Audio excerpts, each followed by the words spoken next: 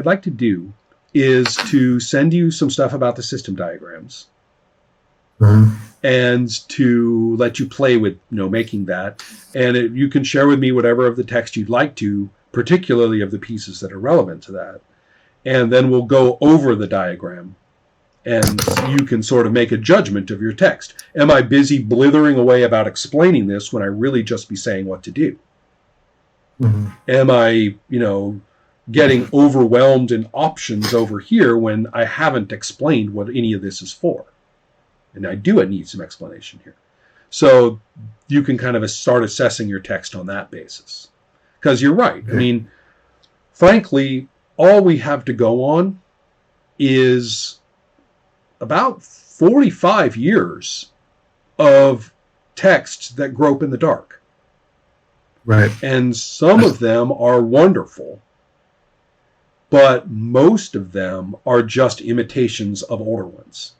You write a role-playing game because this is the way the role-playing games are written. And you envision it as an object of being a certain way because that's what a role-playing game looks like.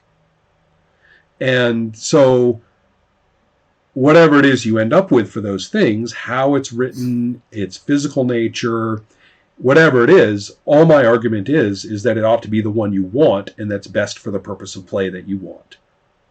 Rather than conforming to sort of a subcultural notion of what it's supposed to be like. I got you. Yeah. So, does that strike you as something you want to continue with? I mean, with me? Yeah, absolutely. Okay. Absolutely. Yeah, absolutely. Yeah. Cool. Because it's at this point when the person can decide this Edward guy is crazy. Never mind. What am I doing? I'm never getting this hour back. Right. At that point, no blood, no foul. You didn't pay me. Goodbye. But at this point, if you're good, then we should meet again. This is a good time. Okay.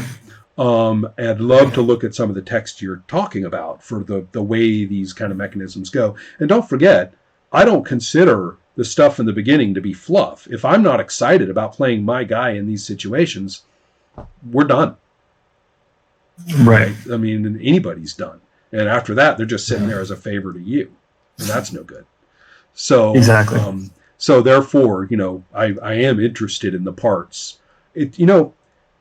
I said the flavor text in the beginning, but it's actually not the flavor text in the beginning that gets this going, is it? It's pictures, and it's the procedures of character creation. That's where the person starts feeling like, ooh, I really want to do this. Right. So, with any luck, we can take a look at, what you're presenting. You can play with the arrows on the diagram. I can look at the text of it, see if I get it, and move into, a next step. The next step would certainly be play. I will take, what you would like me to take, and I will go and play some. Okay. So I'm trying to think of other things that are kind of cool. Oh, yeah. Tell me the tiniest bit, in the last little time we have left, tell me the tiniest bit about what things I choose from or otherwise determine when I'm making up a character, and what things I make up out of nothing. I just make up. What things I am told are the case, like has to be for a character. Can you summarize that kind of thing briefly? Yeah. Okay. So, there's a couple things that the group would decide. Right. But, but let's say that those things are handled. You choose a culture, which is the cultures are listed. You choose an ability from your culture, which there's a list of them, and you choose from that. You have everyone gets from their culture what are called meditations. If you do that narratively in the game, then you get a little benefit from that. And then you choose what are called upbringings. And upbringings would effectively kind of class or something. You kind of not only socially situating yourself. Yeah. Right. They'll give you the ability to use your Most skill, of these are sort of like choose from blocks of menus kind of thing at this point? Yeah, there's a giant list. Some are culturally based. Right. Some are generic. Right. You choose 3 of those, and then you can choose some stuff within that, and then you have kind of a chronological order of your character. Right.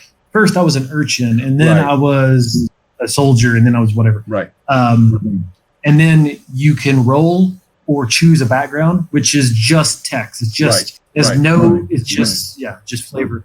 And then based off of the kind of the game that you guys are going to play, you write your books. Then you get the books. Yes. Let me tell you something I'm really liking about what I'm hearing here. One thing that we've investigated a lot in the last couple of years at Adepts Play is the role of randomness in character creation. And what we've found is that there is an amazing benefit to having specific things be random relative to the things that aren't. Okay. And there's even a game where there's the option to do what we laughingly call no-fault character creation, where you just start rolling. Right, you just start rolling, and the flowchart's really nicely done, and you end up with a character. What's interesting is that there are 2 places in that process, rather subtly, where you're forced to choose something. It is not amenable to a roll. When you pick this about your character, it's not random. You have to choose. So that's one extreme where it's almost all randomized except for pinpoint moments of responsible choice. You're responsible. And then there's the opposite. There are a couple of other games, and my game Sorcerer is a really good example, where there's nothing random in making up the character except for one specific role, which is the power balance between you and their bound demon. Gotcha. But that is random. Yeah. And so it's interesting. I'm not saying it's a hard and fast rule, and there are forms of things that look unrandom but are wide open enough so that they're effectively random. I mean, so that's why I'm not saying it's a hard and fast rule, but there is a neat principle that choice and what's handed to you somehow, something you don't have a choice over. Maybe it's because it's a fixed thing. You have to play this. Right? In my game Troll Babe, everything that you choose, and it looks like character creation is totally chosen, except that you have to play a Troll Babe. It's just bounced right at you from the start. You catch this big bouncy ball, and it says you have to do this. So things in character creation that you do choose and things that you don't choose, when they're integrated properly, and it sounds as though you've really decided which ones you choose and which ones you don't, or don't have to, like with the backgrounds, for example. It sounds as though you've come up with a pretty good combination, because I'm talking about how you get maximum inspiration. Part of inspiration to play is being handed something, and it's a little bit of a, oh, wow, I'm a what? I did this? And part of it is choice, where you have choice and you're like, no, I really want it this way. I want to do that, not this. And having both is surprisingly powerful. Right? If you think back on all the characters you played, I think of the thousands of character creation systems I've done, and the parts where I go, wow, that's why I got excited. Right. Yeah, I gotcha. Yeah. So anyway, cool. I guess. I don't want to cut you off. Is there anything else you want to ask or think about or mention or anything like that? No, I think that's good. Yeah. I did have one other thing to ask you. Okay. A lot of the time when I'm working on a game, and I found this is the case for a lot of other people, I have found an image. Maybe it's from another game, maybe it's just from a movie, maybe it's from a comic, maybe it's just art, whatever it is, but I've usually found an image. For a lot of people, sometimes it's a logo. They design a logo. But it's something.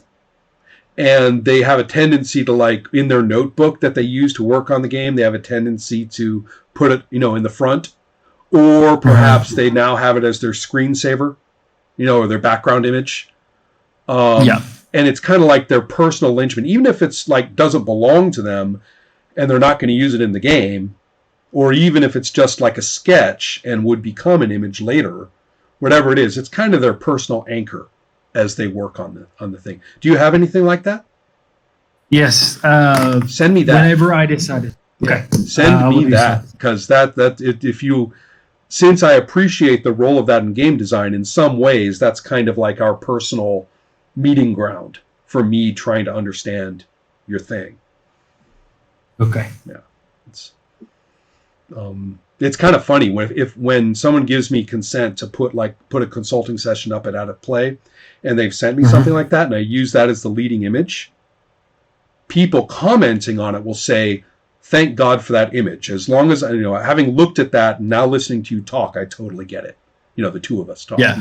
So I get it. Gotcha. That image. Wow. Yeah, that's it, man. So it's kind of interesting to see how powerful that is for others. Yeah. Awesome. Cool. Thanks a lot. It's nice meeting you. Yeah, you too, Ron. Thank you very much. I'll see you later on. I'll be in touch by email. All right.